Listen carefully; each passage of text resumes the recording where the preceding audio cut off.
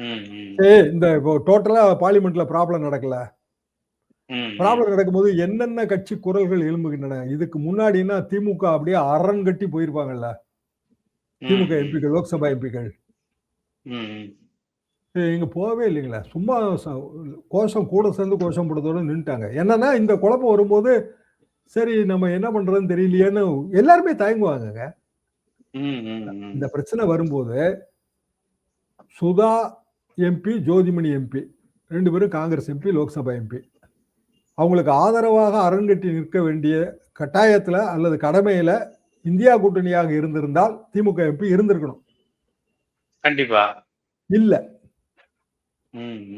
என்ன காரணம்னா இந்த தயக்கம் தான். Local politics, all politics is local.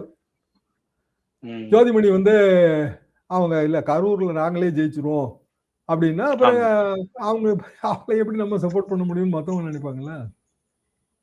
நம்ம ஏன் நம்ம உழைப்பை வீணாக்கணும்னு நினைப்பாங்க கட்சிக்காரங்க. ஒரு காலத்துல நம்ம வந்து சித்தாந்தங்களுக்கு மட்டுமே பாடுபட்டுக்கிட்டு இருந்தோம். அது இப்ப போயிருச்சுங்க. நான் சொல்ற கதையெல்லாம் 50 வருஷத்துக்கு முந்தின கதை. ஆமா ஆமா ஆமா. இப்ப போயிருச்சு. அது இருக்கு. அந்த ஓட்டு வங்கி 5% 10% இருக்குங்க. ஆனா அதுக்காக மட்டுமே உழைக்கிற கட்சிக்காரங்க ரொம்ப குறைஞ்சிட்டாங்க. எல்லாருமே கவுன்சிலர் ஆக முடியுமா, எம்பி ஆக முடியுமா, எம்எல்ஏ ஆக முடியுமா, ஏதோ ஒரு கணக்கு இருக்குல்ல. அந்த கணக்கை வந்து காங்கிரஸ் குலைக்கிறதுங்கிறத வந்து யாரும் விரும்புறது இல்லை. அப்ப இந்தியா கூட்டணி 2029 கிடையாதா? இந்த 2026 காங்கிரஸ் இப்படி ஒரு துரோகம் பண்ணுச்சுன்னா எம்பி எலெக்ஷனுக்கு கொண்டு திமுக காங்கிரஸ் சேர்ந்து நிப்பாங்களா தமிழ்நாட்டுல? அதுக்குள்ளயும் சினாரியோ மாறிடும் நினைக்கிறீங்களா?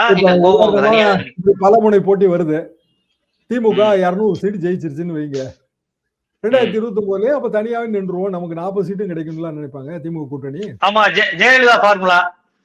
2014 தனியா நின்று 37 சீட்டு வாங்கினாங்க. அதே ஃபார்முலா 2016 திருப்பி போட்டாங்க.